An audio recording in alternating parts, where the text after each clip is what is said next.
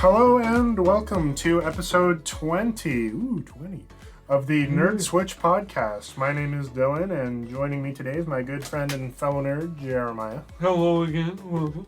And with us once again is Mr. Tony. I'm here to stay. So today... We're thinking we're back. Oh! Yeah, we recently watched John Wick Chapter 4, so we're just going to be reviewing that for you guys today. Oh man, John Wick is so good. Super fantastic. Yeah, this franchise has just been so good, but we're going to dive into all the good stuff here. We'll kind of tie into some of the previous movies, but we're really hammering down John Wick 4, telling you guys all about it. But with that, we will not be spoiling it until the end. You'll get a distinct warning when we're going to talk about spoilers. So don't worry if you haven't seen it yet. But before we really get into it, yes, go see it. It's good. If you like John Wick, you'll like it. But with that, let's get into the nitty-gritty and flip the switch and dive into our John Wick Chapter 4 review.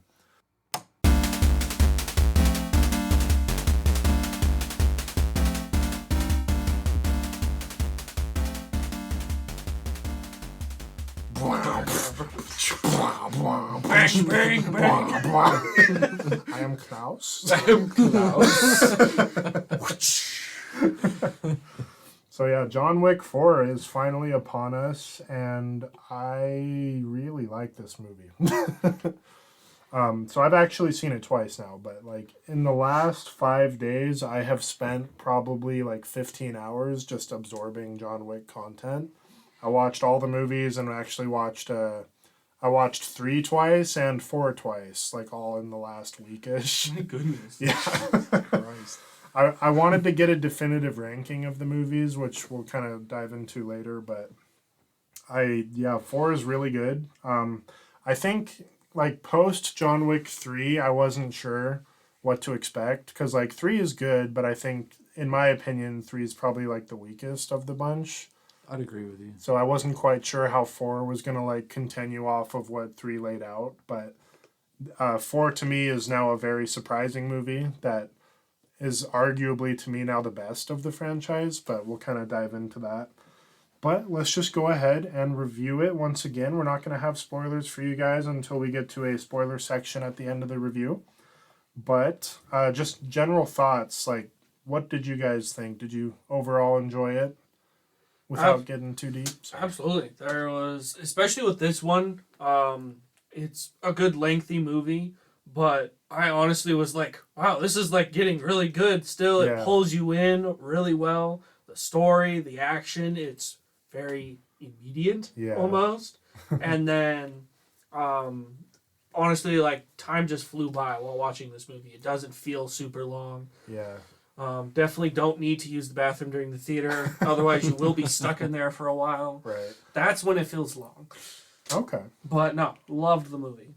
Yeah, exactly. The third one had parts, especially the desert portion, I would probably say in the third one, where you kind of start not falling asleep, but it's just not as entertaining as the rest. Yeah. 4 I thought was gonna have a couple of those parts, and then it just immediately picks up again. And I was okay. Yeah, I'm kind of extremely surprised at just how well paced it is, considering the length.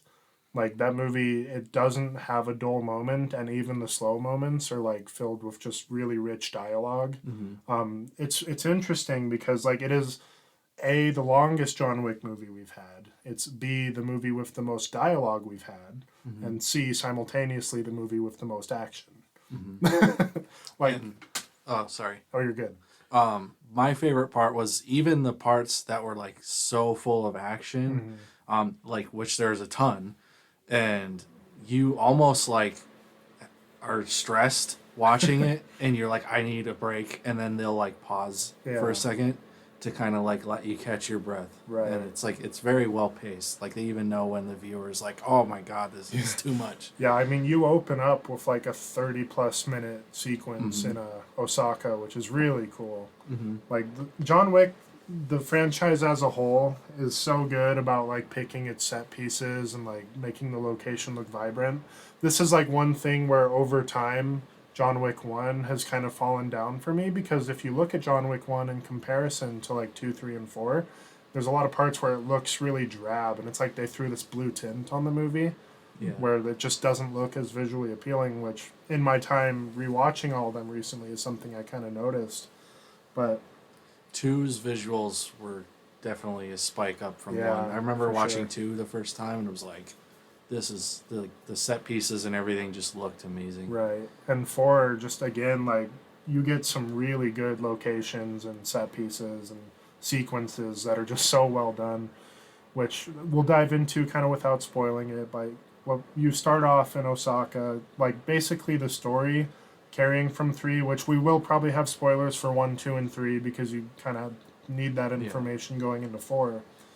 But like we see at the end of John Wick 3, damn, what did happen at the end of John Wick 3? You know, I was trying to remember that at the beginning of 4. I just watched it like not even a day ago. So you have excommunicado. Yeah, so you have John Wick 2. He kills the member of the High Table after performing the task for him from the marker, which then puts a bounty on his head from the Kimura, which is the family of the member of the High Table. And John Wick 3 opens up with him just being excommunicated for killing someone at the Continental. You get that really fun sequence at 3 where like people are trying to take advantage of that open contract and are now going after John Wick, which leads to kind of the showdown at the Continental. You get this hints of like a grander war between, you know, Winston and New York and the High Table, which does carry into 3, where John Wick, after taking a fall that would kill any other like 50-plus-year-old man. I love the way 4 opens, where you just kind of get the monologue from the Bowery King, who I love. What's his name? Lawrence Fishburne. Yep. I love him as that character. He's such a fantastic character for that. But you get a really cool monologue, and then it introduces John Wick, and you can see he's kind of just been training and preparing for the events that take place in 4, because he was pretty beat up at the end of 3. And this is one thing I think a lot of people don't realize about John Wick 1 through 3, is they all take place like in the same week. Mm-hmm. So yeah, he goes through a lot, and then I think it's between 3 and 4 he gets some time to kind of recoup, and then we're thrown into the events of 4, which introduces a new villain played by Bill Skarsgård, who is very good in the role of the Marquise du Gramont or something French. Marquise is good. That was way better than what I thought. But he's introduced as being this like very high power. I don't think he's like a direct character tied to a family on the High Table, but he's like this authority in the High Table. I think like the High Table gave him a high authority position. Yeah. And then he like not like is the speaker, but he's the act for the High Table. The premise is basically like he's like, hey, High Table, I can make sure John Wick dies, and they're like, oh, okay, well here's all our resources, and then boom, that's your premise for John Wick 4. Yeah, pretty much. Great way to summarize it. Yeah. So, yeah, you get a lot of new characters, and this is the one thing I'm really going to gush about with John Wick 4, is the side characters are very good. Absolutely. Donnie Yen comes in playing a character named Kane, which is funny because he's a blind guy. But he is so good, and Donnie Yen's just always a really, like, satisfactory actor when he's put in these kind of roles, but he really shines, like, in a lot of the sequences in this movie, and he's actually a character that gets fleshed out pretty well. The kind of hook for him is like he has a family matter that ties him into the world of assassins and all that fun stuff. And the High Table kind of employs him from an angle of leverage, like you're going to do this and you're going to go after John Wick or something's going to happen to your family. So that's the premise. But it really works as far as like explaining what he does in the movie and all that good stuff. Yeah, he's a very reluctant to fight character, but he still like has to, so he does it. And when he does, oh boy, he does. Oh boy, he does. Another fun standout character with Mr. Nobody, who I think he's credited as just Tracker, but in the film he's like directly referred to as Mr. Nobody. But he's really fun. He's another character centered around a dog. It's like him and his dog, and his motivation for being involved is kind of unique too, where it's like purely financial, but it makes it a lot of fun for the story because you get some fun kind of back and forth between him and Bill Skarsgård's character. Yeah. Yeah, the characters are great. All the villains introduced are really good. Like Bill Skarsgård, like we mentioned, he's just really good in the role as this kind of like arrogant, pompous French dude who can get everyone to do the work for him. What's his name? There's a German. I just pulled it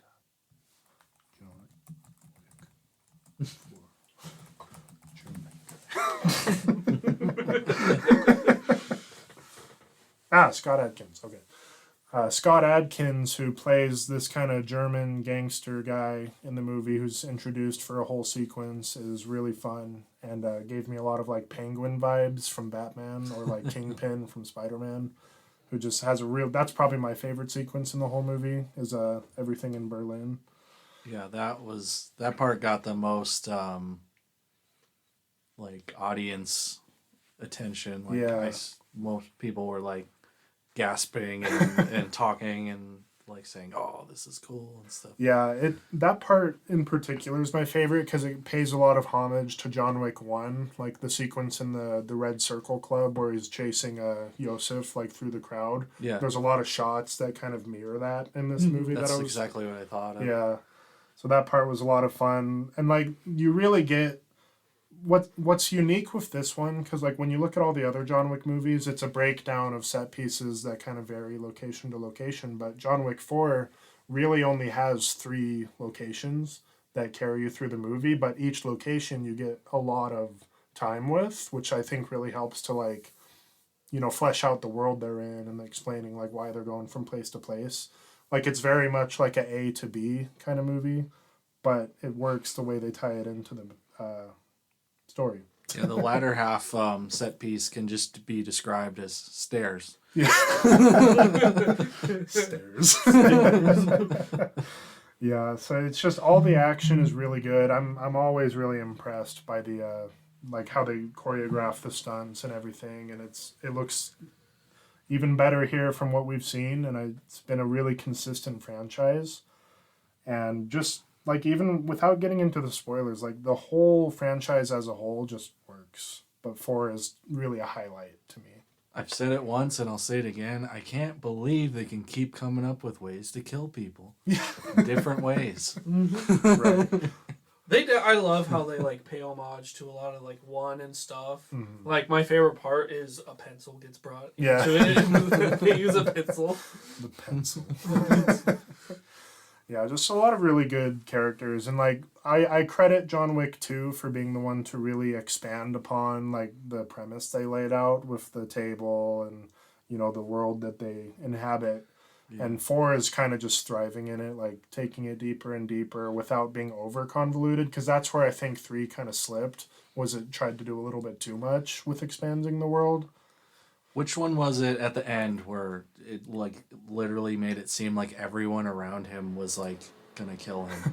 That probably 2. I think that's the end of 2. I Which think I kind of like that because I mean, look at the way 4 is played out. Like all these movies, police are not high authority. Yeah. Police are honestly to be cleanup in this kind of world. If you look at 4, when he's got his bounty, he's in Paris. There are literally like dozens of groups of people just all gunning for him in public, on the road. Not a single red or blue light going off to like back everybody up. They have full authority power in this world. Yeah, that one made a little more sense, especially with like the radio sequence and stuff. Yeah, so they have their own radio channel. They're totally broadcasting, just like a hit but list. But in 2, it was like literally out of nowhere at the end. I know they did it for like shock factor and like the part of the movie to be like. That's kind of one of the running gags. It was a little weird with John Wick. Is like everyone in New York is apparently an assassin. Yeah. And like I will say this, like in John Wick 4, they kind of played it off a little bit. Like they knew it was getting a little absurd, so they made some parts like a little more comedic. which Yeah. actually works in its benefit. Yeah. It really does. Absolutely. I think 3 and 2, especially 3, some parts take itself a little too seriously. It does have a good balance for sure, but like if we're looking at the cons you could have with John Wick 4, like these aren't complaints that I personally have, but they're ones that I could see people having, is that its runtime is probably a little long. It is a very long movie, and like personally I think it's paced so well that you don't really notice. Mm-hmm. But I could see some people maybe having that complaint, because there are like, especially the Osaka sequence, like you could take out a few of those hand-to-hand combat sequences, because he really does go through like an army of guys in that 30 minutes. Absolutely. But I don't think it needs to be shorter, because like when it's that well done, like I don't care if I get a lot of it as long as it's good. Yeah. Secondly, and this is more with like the whole franchise, is you have to have a lot of like suspension of disbelief. Yes. Because it does get pretty ridiculous, especially with what we mentioned, like with the stairs. And there's any person like Keanu Reeves' age trying to go through what he goes through in this movie, like yeah, it's obvious it's not realistic, but Yeah. it makes it Getting so my funny. Jumping out of girlfriend- like a 3-story building Yeah. onto the end of the car. And living. And then just being like, "Ugh, gotta climb stairs now." My girlfriend had a really hard time wrapping her head around that. She kept pointing out how things were very unrealistic. And Yeah. I'm like, I know, but it's supposed to be fun. Yeah. And that's the point of it. Yeah, like the second time I watched 4, specifically during the sequence at the Arc de Triomphe in Paris, I was like, I'm gonna count how many times John gets hit by a car, and I think it was 5 times. Yeah. It was definitely like 5 or 6. Yeah. You definitely have to like turn off the brain for parts of it, because like like they're all wearing the tuxedos and stuff that has like Kevlar sewn into the fabric, which is not very realistic. Like he gets shot probably like 40 times in this movie. Yeah. but- And the I other mean, dudes have you- like bulletproof arms Yeah. and legs, which they're just like, Yeah, like they're Wonder they're Woman. trying to say it's like the Kevlar suit is just that strong. yeah. Yeah. Which, I mean, like, that's even what I've been noticing. Like, with this one, it's just like, this is like that video game that you should have where, like, enemies just suck at shooting at you unless they get that perfect spot. There's Yeah. like a percentage chance they'll actually hit you. Yeah, that kind of ties me into the other complaint I can see people having, because there are a couple of sequences where if you're really paying attention, you can notice like the people he's fighting are definitely like shooting in some random direction, or Yeah. like there was one part in Osaka where the guy like gets up and like grabs the drum and then falls for no reason, and I'm like, what? I also My favorite noticed, part during that, too, is just like the background character that John is not fighting does the stance. He's like ready to He's fight. like, I gotta wait for my turn to attack. he does the red soldiers in the 8th Star Wars movie. Yeah. Where they're just all standing in the Yeah. background fighting air. But like the moments where that is noticeable is like by no means detractive of the overall experience, because the rest of the choreography is like so good. Absolutely. But there's just a couple of spots where you might notice things look a little funky, but otherwise very well done. There's also a really cool sequence where I guess this is a callback, but it goes all top down Resident Right. Evil style. I thought that Hotline was- Miami Yeah. kind of view. It was very like at first like it kind of gets disorienting. You can't tell what he's doing, if he's lying down or what. But I loved the idea of it. I Yeah. thought it was the coolest camera switch ever. Yeah, it pays homage to like the twin stick shooters, which you could tell like they definitely did it on purpose. I felt like I was playing the video game, you know, 'Cause just like killing all these Yeah, people. he's got the dragon breath shotgun, and I'm like, this is That totally. thing was so broken. I loved it. That thing is so You cool. just see him like shooting people and starting them on fire. Yeah, There's a part where he hits a guy and he runs out of the room, and then he goes around through like other rooms so you can see him running, and he runs back into the room and John Wick shoots him again. just runs in, still on fire. It's like, oh shit. Yeah, just a lot of the sequences are so well done. Which, like, if you look at John Wick 1 through 4, it is basically just one guy going through like 5,000 other guys for the entirety of the 4 movies, but it never feels repetitive or like bland the way that they do it. It's entirely unique, like movie to movie, and this movie really does a good job of like making it the best that we've seen, in my opinion, in terms of like how they actually handle these action sequences. As far as the actual acting, I know Keanu Reeves is kind of a meme. He's never been hailed as like a pinnacle of acting or whatever. And he's well known enough that like yeah. he's at least like known he is a good actor. Yeah, like as the movies have gone on, you notice his character kind of gets less and less dialogue. Like the very first line in the movie, where Lawrence Fishburne's character is like, "You ready, John?" And I was like, "I know exactly what he's gonna say." Yeah. Yeah, it's kind of his whole character in that movie. Yeah. It's just, you know, he's kind of one note.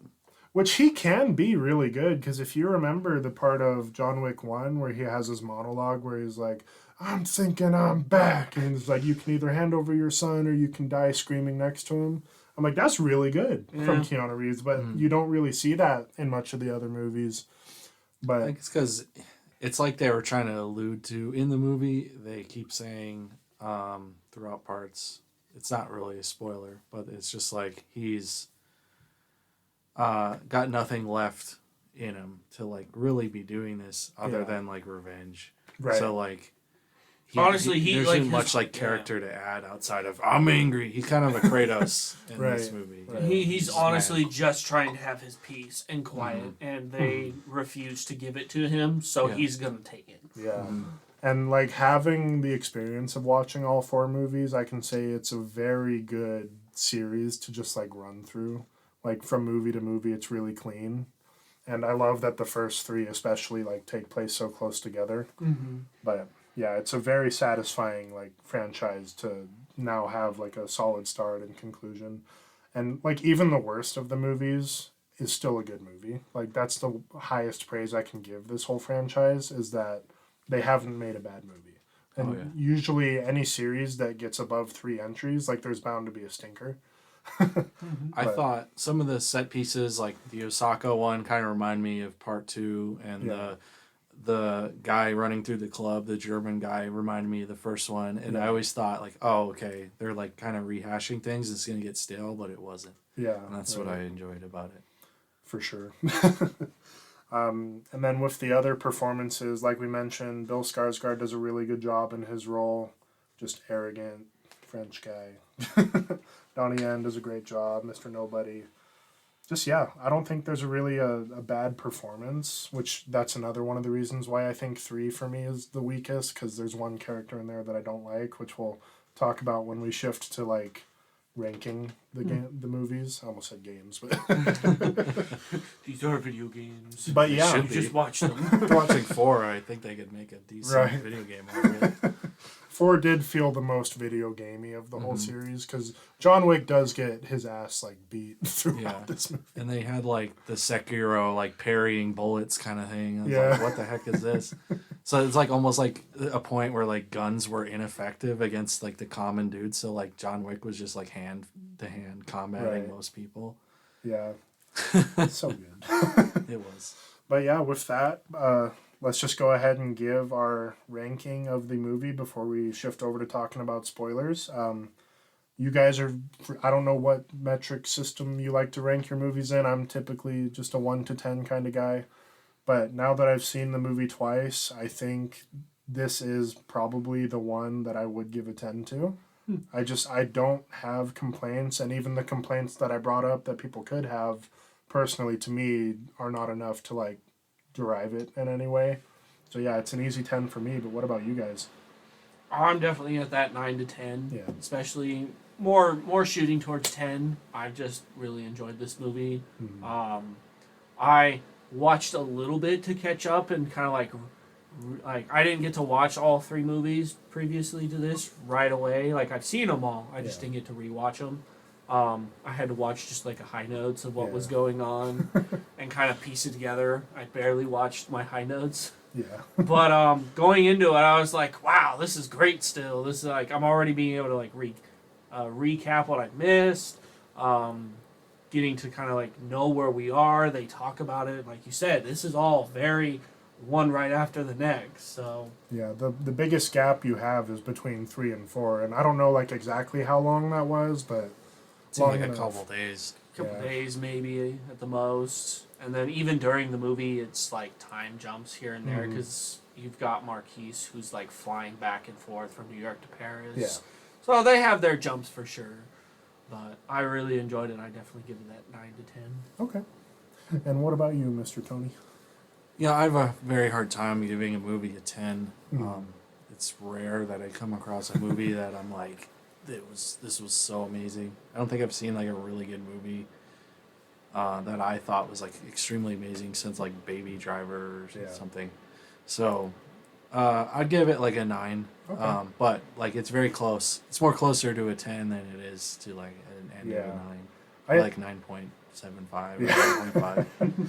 I think it's easy for me just because like looking at it as an action movie and comparing to the ones I've seen, I think this is probably just the best example of like having a well-crafted movie in that genre. It takes something that was already good and elevates it to being the best that we've seen from it, but it also like wraps up a story that was already strong, which is a really hard thing to do. You know, I would give it a 10 under the context of that, yeah, it is the 4th movie, so it should, by theory, get stale by this point. Yeah. And the fact that it's, there just hasn't been any movies recently, in my opinion, that have come close to that level of care and quality. Yeah. So I will give it a 10, just due to the environment surrounding it. Yeah. And that, like, when I give a movie that kind of ranking, I'm not saying it's like a perfect movie. I don't think a perfect movie exists. No, it never but does. when movies like take the strides to be the best example of like that genre or whatever, that's where I start to give it that recommendation. And if I don't have any genuine flaws that I can give it, but yeah, really, really solid. And I highly recommend you guys go check it out if you're a fan of the series. It's very good, and it takes a story, and even if this either is or isn't the last John Wick movie, like it's in a good spot to where I'd be okay either way. Like it wraps up the story nicely, but it leaves enough open to where you could get more if it does well. They So could even make like spin-off movies with all these side characters. All they these keep characters, adding. the world itself. Yeah, like which to that follow is someone else. from what I know. So there's a show that's in production as well as a planned spin-off movie called Ballerina. And I don't know if you guys are familiar with Ana de Armas, the actress. So she played, I don't know if you saw Knives Out. She was the main girl in that movie. Really? I haven't seen it. And she plays the girlfriend of, what's his name? From Blade Runner 2049. I haven't seen that. Ryan either. Gosling. She plays the AI companion in that movie. I really like her as an actress, but there's a planned spin-off called Ballerina that she'll be the star of that kind of focuses more on the... I remember part of 3, they go through the Ruska Roma, and you see like the ballerinas and all that good stuff. So yeah. So that should be pretty fun. Okay. And then That'll be cool. the show that's planned is going to be, I think, focused on Winston when he's younger, like prior to getting into management at the Continental. Cool. Yeah. Okay. So those are both planned, and I think the director did say there's no current plan for a 5th movie, but I think he left it kind of open. He's like, if this one does really good, we'll see what happens. So I don't think there's a definitive end to it. And I think at the very least, we will see spin-offs, because it's a world that can easily be expanded and explored. Yeah, it's very interesting. Yeah. But with that, so yeah, go see it. It's really good. We're going to shift over and talk some spoilers here. So if you have not seen the movie, yeah. GTFO! And I'm serious, because the first thing I say, really big spoiler, so you've got your warning in. Before he says that, I'm going to say one more thing too before our spoiler. Okay. So if we're ready, it's rest in peace, Lance Riddick. He was the character for Sharon, who was the desk concierge for the show. He has played this role, and his character actually does pass. Yeah. They kill off his character in the show itself, but they do show a memorial to Lance Reddick at the end of the movie, which is really nice. And we're seeing the end credit scene for it as well. And he's another actor that's just been so good. I didn't really focus on like the characters that were already established, but they all do a good job. Yeah, I was sad to hear that he passed away Right. in the movie and in real life. Yeah, that's what made it like even like I kind know. of like that It's like added on the to the nose. emotion for me I at know, least. for real, Yeah. especially he's like, "It has been an honor, sir," and I'm like, "No." I know. That was sad. Kitty, like his dialogue, they give us like a gravesite for him, and I'm just like, he's gone in real life too. This Yeah. isn't okay. Right. But we are in the spoiler territory, and there is another death to talk about. And this is one I think that could be the secret other complaint people have about this movie, because I know that some people might not like it as much. I think it was handled really well, but our boy, John Wick, Yeah. he dead. He bites a bullet. He succumbs A little to more those than he could chew. literally dozens of injuries he sustained for like a long day. Yeah, this is what I'm most like keenly curious, because this is the kind of thing that I've seen be most divisive. Is a lot of people like, I like the movie, but I don't like the ending. Do you guys think they handled his passing well? I honestly, like, at first I felt like I wasn't liking it too much. I was like, no, this can't be it. He's going to be walking around somewhere. But they kind of just ended there. So I'm like, okay, this is how it ends. But after some thinking on it, I like it's his, he wins, he earned his peace. Mm-hmm. He saved his friends again. He helped them. Yeah. It ends his story. So then it brings up, like, did he really beat the Round Table then, or are they just stuck in that world with it? So that's kind of the one thing I didn't like. For his story ending, I feel like they did a good job. I think narratively it was implied very heavily, especially in this one, that he was going to die at the end. Yeah. They were kind of like putting little breadcrumbs here and there and saying like, oh, he's got nothing to live for, so like blah, blah, blah. It's just his piece. As a side note, I loved that dialogue from Bill Skarsgård as well, where he was comparing like why he wanted Kane to do the duel for him, because he's like, "There's three kinds of people." I'm not going to do the French accent, but Please don't. there's three kinds of people in the world, and it's like the people that have something to die for, the people that have something to live for, and the people that have something to kill for. And he's like, John Wick has none of these, and Kane has all three, and that really ties into like John basically letting Kane win the duel. Because he wants, him and his daughter to be safe, but also tactically, like, knowing that the Marquise is a big enough of a French douchebag to, like, totally go for the kill at the end. It's like, no, I want the coup de grace. I want it. And that was such a good part, too, where Winston's like, you arrogant asshole. He didn't fire. And even when, like, that happened, I was like, wait, he didn't shoot. Like, Yeah. he didn't even shoot. Yeah. And then the Marquis comes right over there. He's like, ha ha, I win. Like, you arrogant asshole. Yeah, he points the gun at John, and he's like, ruse. And then Winston chimes in, and John's like, consequences.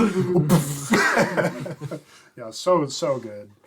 But yeah, as a result of that duel, which also really cool way to kind of close it off. Like, you would expect some big, grand, like, hand-on-hand action sequence, kind of like what we got from the end of 3 with him and Zero. But this one, they completely change it, and they have, like, this very sanctioned event that, like, follows the old rules where you just dueling pistols and, like, paces and all that fun stuff. But very, very good way to close it. But as a result of John getting shot 3 times by Kane, granted, none of them looked particularly bad except for the third shot. Looked like it hurt, but... Yeah. Yeah, that one was probably fatal. Yeah. And he has this really nice line, he goes up to Winston, he's like, Winston, will you take me home? And then goes down the stairs and then has a nice memory of Helen before he succumbs to his injuries. And I thought it was handled really well. I don't really get the complaint with some people saying they didn't like how it wrapped it up, but I thought it was well done. I think some people could view it as like, oh, he survived getting hit so many times, and like, why does he die from this? Yeah. But it's, he was just running on adrenaline and rage the entire time, and True. now that it was over, I think his body like just shut down. Yeah, and it is important to note that they do leave it kind of open-ended. It's a little ambiguous because there's a couple hints And I think he leaves it open on purpose because, like, you know, you never know what you're going to do with the future of the franchise, but there's a couple of things that hint at maybe John not being dead. Personally, I think it is done, and I think he's dead, but, like, you get the line of dialogue between the Bowery King and Winston when they're at John's grave, and the Bowery King's like, where do you think he ended up, heaven or hell? And Winston just kind of looks at him and smiles and says, who knows? I'm like, that's a pretty good hint that, I don't know, because I'm sure faking deaths and, like, all that stuff is pretty commonplace in this world, but... I could see them faking his death just to have him have even more peace. Yeah. And, like, him come back in, like, a certain way, like he was just in hiding the entire time. And that's where I give it a lot of credit, because no matter what they decide to do, like, I think they handled it well enough that, you know, you can go either way. Yeah. And I could also just see him dying, because, like, you know, he could have just been like, okay, they also said in the movie that the only way he'll ever get peace is when he's dead. Right. So, and then he dies and he has his peace for real. So, yeah. So I really like how it wrapped up. More spoiler, and another kind of just like oh, we're back to this kind of thing is that end credit scene. Yeah, first end credit scene in the whole franchise too. I didn't even know there was. Oh, you didn't watch it? What was it? So you know, in the Osaka sequence where you have the daughter of the manager, Akira. Yeah. And she kind of shows up on the train with John before he leaves, and she's like, "Do you know this man? Like, who is he?" Referring to Kane, because you know Kane killed Koji. Yeah. So in that scene, she tells him, "It's like if you don't kill him, I will." Yeah. Kind of thing. And at the very end credit scene, Kane, he had earned his freedom and his daughter's freedom, safety. He was gonna go see her. Doesn't get to go see her. Well, we don't know what happened because it kind of cuts away. But yeah, he's walking towards his daughter. He's got like flowers, and he's gonna go like greet her for the first time in who knows how long. But then you get a cut to a hooded figure in the crowd walking towards Kane, and then flip around, reveals it's Akira looking pissed off as hell, and then it like shows her like shot see of a her knife extending a blade, and then it cuts to black. So. Did it say something there at all? I don't remember if it like had her voice say something. No, I don't think there was any dialogue, but okay. I couldn't remember. Yeah, I think there is some speculation that maybe she will get a spin-off of some sort, but I am certainly curious to see what happens there. It's got a cool fighting style. Yeah. But yeah, I think spoiler-wise, there's not much else to really dive into. I mean, John Wick is a series and a man of few words. So the story isn't like... I think that's the appeal of the story as well. How mysterious and like little we know about it. It does the age-old like Dark Souls kind of like tidbits of information here and there to keep you interested. Yeah, but not enough to like fully explain everything, and it keeps you enticed. Right, because if you go movie by movie, and the franchise just has such a good way that they've approached like gradually expanding everything, but the first movie is fairly self-contained, where you're scratching the surface of this like secret world, but you're really just focused on John Wick and his drive for revenge post his wife dying and all that good stuff. But then 2 really starts to expand it, where you get a member of the High Table pulling him in, and that's another line I always liked too, where he tells John, like, had you stayed out, I would have respected it, but you're back in, and I've got this thing I need done, and gives him the marker, and the whole thing with like markers and the oaths and the rules and everything is a big part of John Wick. But basically, you see John Wick break the rules in 2, you see things go crazy as a result in 3, and then you see it continue to be crazy but getting neatly wrapped up in 4. See, I kind of like it too, because then that just adds to the element of 4's rules and consequences. Yeah. It's like you have the rules, it kind of explains the rules, he breaks those rules, and it comes up to his consequences. Right. There was one plot thread that I noticed kind of being open from 2, because if you remember at the end of 2, Winston gives John a marker, and I don't think it's popped up, and it's not really confirmed like if that was the marker that Santino had with him or if it's a blank marker, but he says like... I thought he used it in the 3rd one. So that one, he actually, if you remember when he goes to the library at the beginning of 3, he pulls the marker from the book. Like, it can't be the same one, because he wouldn't have... Like, 2 goes right into 3.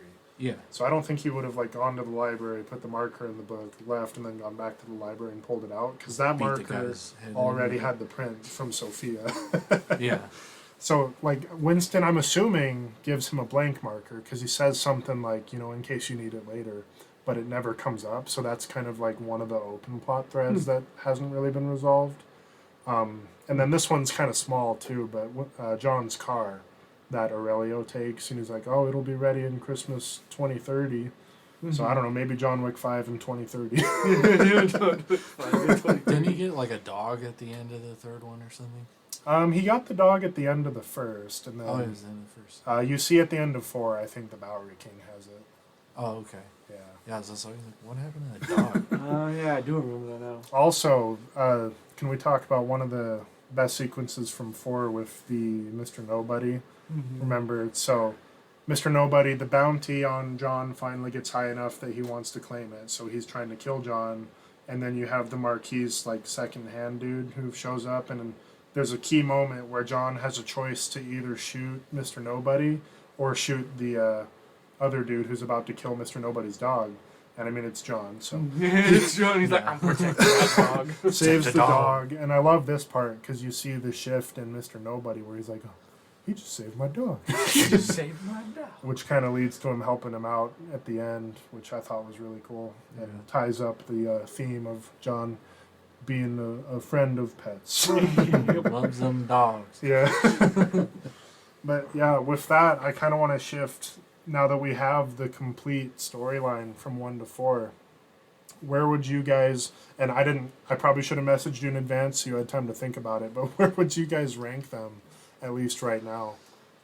Like if you had to put them in order from worst to best, which keynote, again, like this franchise to me does not have a bad movie, so you're really kind of ranking it like best to bestest. But Yeah. See, and like for me though, it's kind of hard because I have not seen a lot of 2 and 3. Yeah, I've rewatched exactly. 1 more than I've watched 2 and 3. Okay. I could definitely say out of the 2 here, since 4 is so fresh, I could say like 1 is my best, 4 being second best. Mm-hmm. Probably 2 and then 3 would Okay. be my order. So 1, 4, 2, 3. Okay. That's off of kind of like my memory right now. I'm Yeah. not remembering 2 and 3 as the best. Yeah. Like, I'm like basically in the same boat as him. It's like I've watched 1 kind of recently. Mm-hmm. Have not seen 2 or 3 pretty much since the theaters. Okay. And 4, is very fresh. Yeah. So obviously I'm going to be more biased towards the one I just saw. Yeah. But I would probably put 4, then 2 or 1. They're kind of interchangeable. Then 3. 3's Okay. the worst. So this is something I've kind of chewed over a lot in the last like 24 hours because I've seen every movie in this franchise a minimum of twice. Like 4 I've seen twice, but 1 I've seen many times. 2 and 3 I've also seen at least 3 to 4 times. So I have spent a lot of time with the movies, and I think like after recently watching them and watching 4 twice, my ranking kind of even surprised me to where I think I would go 4 being my favorite, then 2, then 1, then 3. And it's interesting because I always thought 1 would be my favorite, but after rewatching them and thinking about it, like 1 gives you the least in terms of like the grander scheme of the world and its This is characters. And also like how we talked about it being visually less appealing. Like I think 1 is the ugliest of the movies just because they don't really dive into like the really vibrant set pieces. Like you do get arguably the best action sequence from the whole series with like the red circle, that whole club scene, which is so good. Mm-hmm. But like you're ranking 4 movies, like none of these movies I would rank lower than like an 8 out of 10. Oh yeah. So Even if 3 is the worst, it's still like an amazing movie. Yeah, I still and enjoyed it pretty thoroughly. my complaint with 3 was just the adjudicator. I really don't like her character, and it's Yeah. I felt like she kind of brought the movie, not like her acting or anything, but just like the inclusion of her character, like Yeah. just brought the movie down. Like, a I little don't. bit. Yeah, and I hate to like say I do or don't like a particular actor or actress, but I'm not super fond of her as an actress either. But yeah, so she to me was like the weakest villain in the entire series, and then 3 also just had the problem of being a little overly convoluted with including stuff like the Elder and all that good stuff. But it's still really good. Yeah, a little weird at points. Yeah. But yeah, so like I was surprised that 1 is technically my 3rd favorite, but I think the work that 2 does to really expand the world is what led into like 4 being as good as it is. Because like if you don't establish all the key components and everything, like 4 wouldn't really make sense as far as like rules and consequences and the high table. So Yeah. it's a really clean series though. And like if the worst of the movies from your 4 movie franchise is like an 8 out of 10 at worst, like I'm not complaining. Yeah, you done good. But It's yeah. like how I always say when I rate like Zelda games and stuff, I'm like, now every Zelda game's a great Zelda game, but then Yeah. you have to like reiterate there are bad ones Right. in the series, but they're not like bad games per se. Yeah, it's 4 too, because like it was just last night that I watched it for a second time, and despite it having like a nearly 3-hour runtime, the second time it didn't even feel like 2 hours. Like it flew by. And leaving the theater, I like instantly wanted to loop back around and see it again. So Yeah, I do kind of want to see it a second time. yeah, really, really good. I love everything they did in it. So with that, if you're listening to this section and you somehow still haven't seen it and you didn't care about spoilers, go see it. Go see it. Yes. Or If you've have seen it already, see it again. Go Yeah. see it again. Yeah. Yeah, it makes me excited down the line in the year when we look at doing our like top 10 movies of 2023, because I think right now this is the one I'm going to be holding up to see like if any movie passes it. Right. So yeah, we'll keep you posted on that side. But with that, if you made it to this point in the episode, I just want to take a moment to thank you guys for listening. If you want to follow us on social media, we are on Twitter and Instagram. If you check the description in the episode. We got the social media. Yeah. This is episode 20, which is kind of cool. And if you don't, there's consequences. Rules. Rules. I am Klaus. We We are didn't Klaus. bring up that. But yeah, with that, we hope to catch you guys in the next episode, and we hope you guys have a good rest of the day. Bye-bye. Bye-bye. Bye. We are Klaus. Yeah.